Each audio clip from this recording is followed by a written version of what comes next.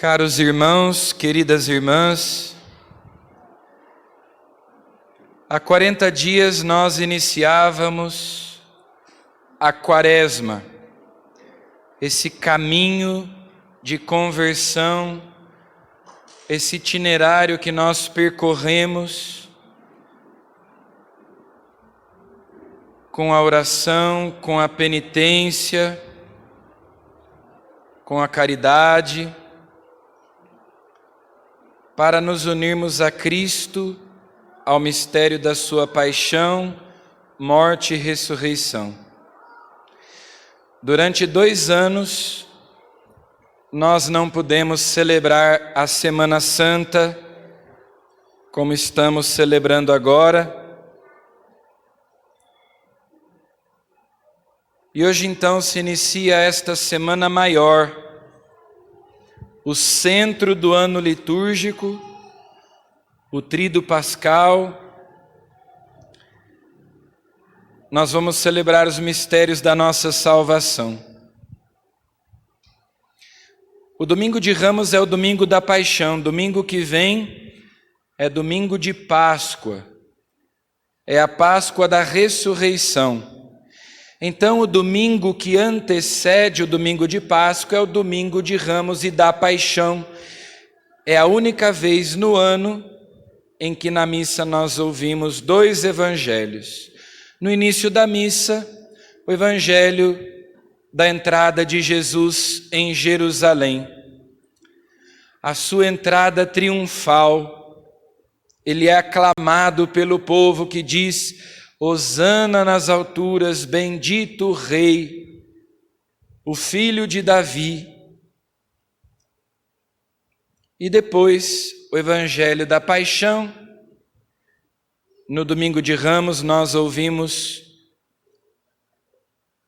a Paixão segundo aquele evangelista que está sendo lido naquele ano. Então, este ano, a Paixão segundo São Lucas. Na Sexta-feira Santa também se lê a Paixão, mas segundo São João. E nós então, nesta celebração, encontramos uma espécie de paradoxo, uma contradição entre esses 2 evangelhos. A ideia central desses 2 evangelhos que são lidos no dia de hoje, que são meio antagônicos, porque num a multidão diz Hosana, no outro a multidão diz crucifica-o, aclamam Jesus, acolhem Jesus, depois pedem a sua morte. A bênção dos ramos, a procissão com os ramos é uma comemoração da realeza de Cristo, da majestade de Cristo. Inclusive nós cantamos: Cristo vence, Cristo reina, Cristo impera. Mas depois nos é apresentada essa imagem de Jesus desfigurado, pregado à cruz, humilhado, abandonado pelos seus, Jesus morto. O Evangelho de São Lucas conta um fato que os outros evangelhos omitem e que nos ajuda a compreender a ligação que existe entre essas 2 partes, entre esses 2 evangelhos da missa de hoje, que é o diálogo entre Jesus e o bom ladrão. O bom ladrão diz assim: Jesus, lembra-te de mim quando entrares no teu reino, quando vieres no teu reinado, lembra-te de mim. Então o bom ladrão, vendo Jesus crucificado, humilhado, ensanguentado, coberto de feridas, de escarros, humilhado, reconhece a sua realeza, reconhece a sua majestade e diz: lembra-te de mim quando entrares no teu reinado. E Jesus promete para ele o paraíso. ainda hoje estarás comigo no paraíso. Então, nós percebemos aí que é na cruz que Jesus exerce o seu poder, estabelece o seu reino. O seu trono é a cruz. É a partir da cruz que ele reina sobre o mundo. Ele é o servo sofredor de que fala a primeira leitura de hoje, do profeta Isaías.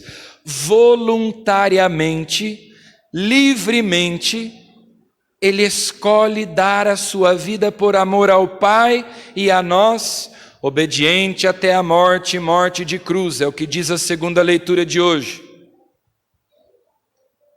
Jesus diz assim para os discípulos: ninguém tira a minha vida, eu a dou por mim mesmo.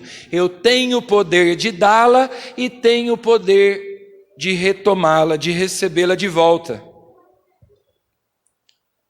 Esse é o poder de Jesus. É assim que ele exerce essa força de atração. Quando eu for levantado da terra, atrairei todos a mim. Convinha que o Filho de Deus, feito homem, morresse na cruz para nos salvar, para assim manifestar o amor infinito de Deus por nós, que nos amou ao extremo da cruz, até as últimas consequências. Enquanto homem, ofereceu a Deus aquele ato de amor que repara as nossas ofensas. E enquanto Deus nos ofereceu esse testemunho da caridade divina, do amor de Deus por nós, e Ele nos promete que nós, se cremos nele, participaremos do seu reinado, da sua vitória. Ainda hoje estarás comigo no paraíso. Se com ele nós morremos, com ele viveremos. Se com ele nós sofremos, com ele reinaremos. Jesus, no Evangelho de São Lucas, começa a sua caminhada para Jerusalém lá no capítulo 9. A maior parte da pregação de Jesus e das curas que Jesus faz no Evangelho de São Lucas acontecem nessa longa peregrinação de Jesus, que começa no capítulo 9, quando ele toma a firme decisão de ir para Jerusalém. É uma única viagem da Galileia até Jerusalém. E geograficamente Jerusalém fica no alto, então é uma subida. E os discípulos vão subindo com ele. No início aqui da missa nós dissemos que nós queríamos seguir Jesus como os discípulos o seguiram. Ser cristão é imitar Cristo, é entrar nesse segmento. E Jesus vai para Jerusalém, mas o seu destino final é a Jerusalém do alto.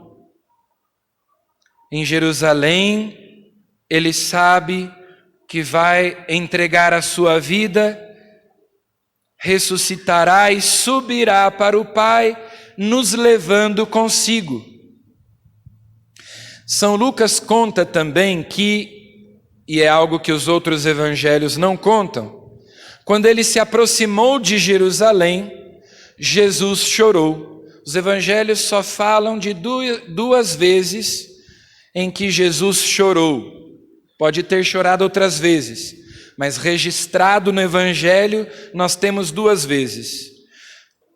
O Evangelho de São João diz que Jesus chorou diante do túmulo de Lázaro, seu amigo, um pouco antes de ressuscitá-lo, e diz que depois daquela longa caminhada, quando ele viu Jerusalém de longe, Jesus chorou e disse assim: Jerusalém, Jerusalém, se soubesses hoje o que pode te trazer a paz, mas isso está oculto aos teus olhos.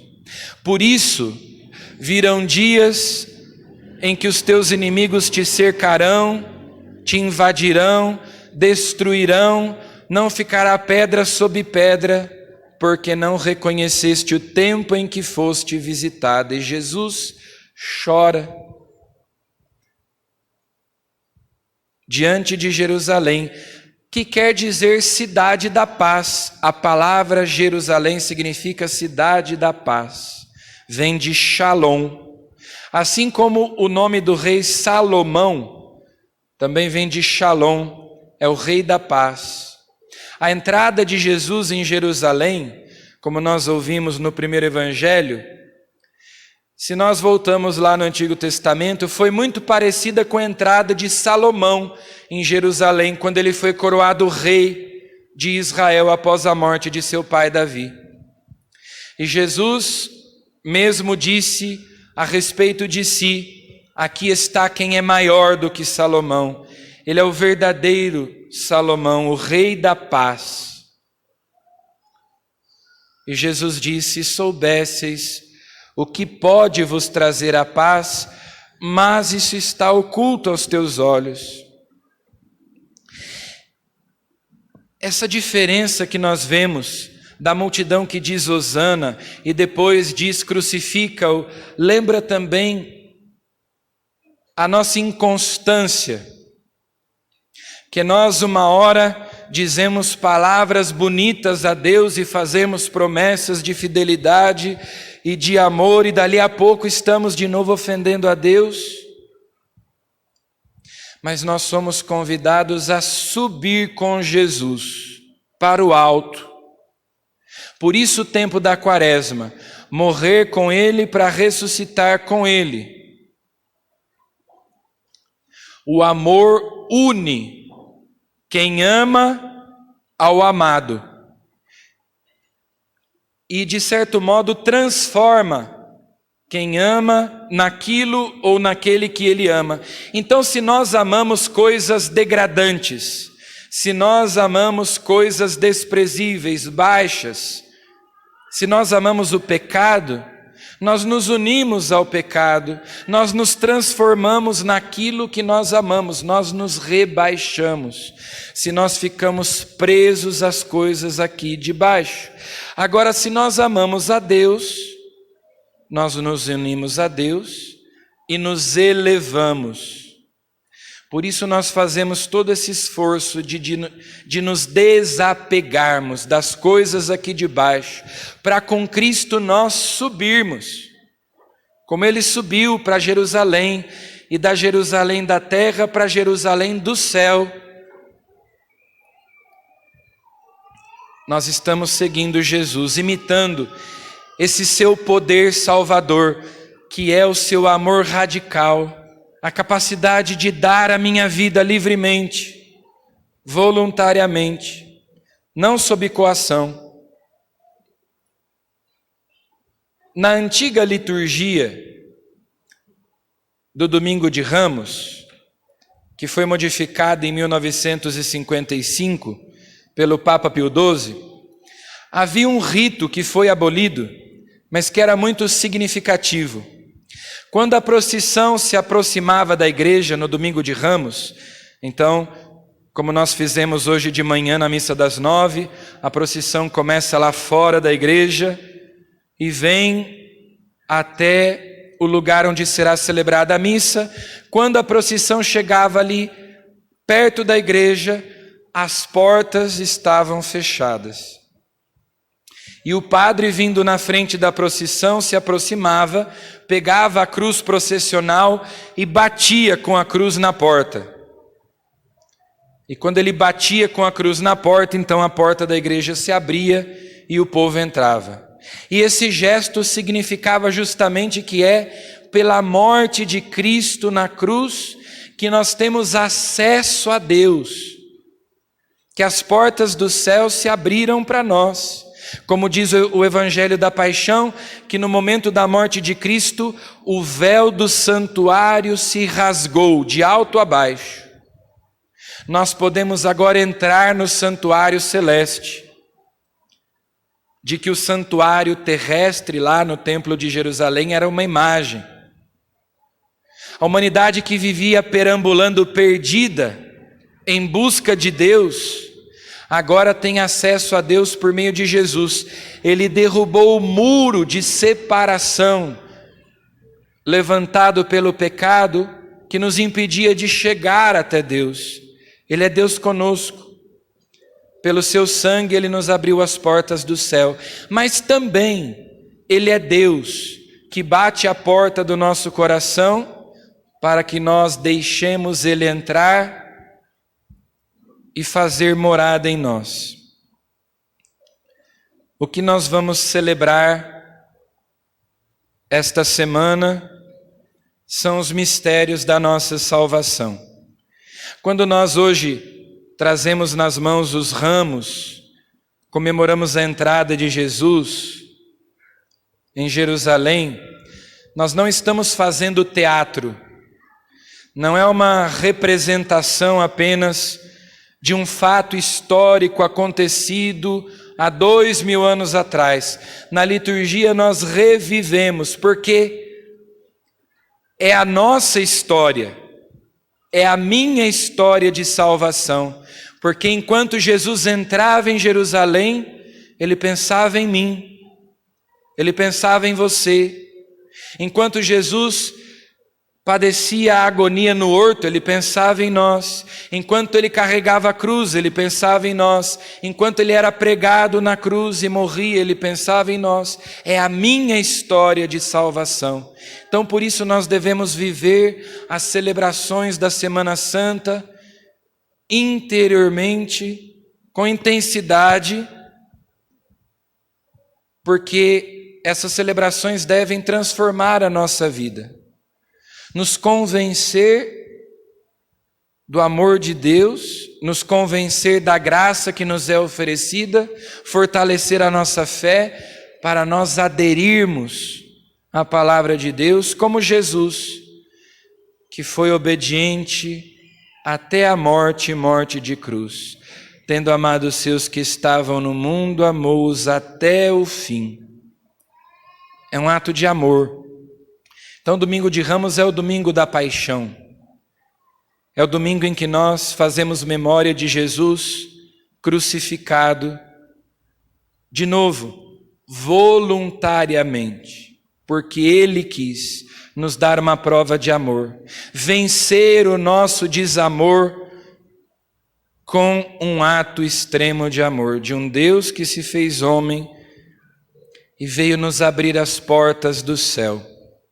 Veio nos dar acesso a Deus, nos permitir que nós tivéssemos a paz de que Ele falou lá, se aproximando em Jerusalém. Se compreendesses o que hoje pode te trazer a paz.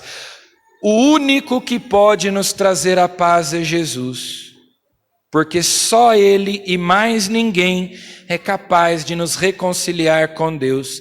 Ele nos justifica e a paz é fruto da justiça.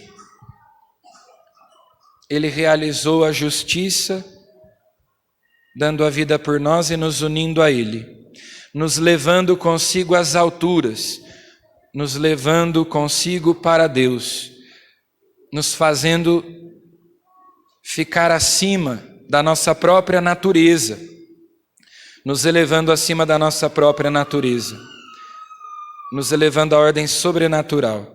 Então vamos pedir a Jesus a graça de viver intensamente esta Semana Santa, para que ela de fato transforme a nossa vida e o nosso coração se abra para Cristo que deseja habitar em nós. Amém.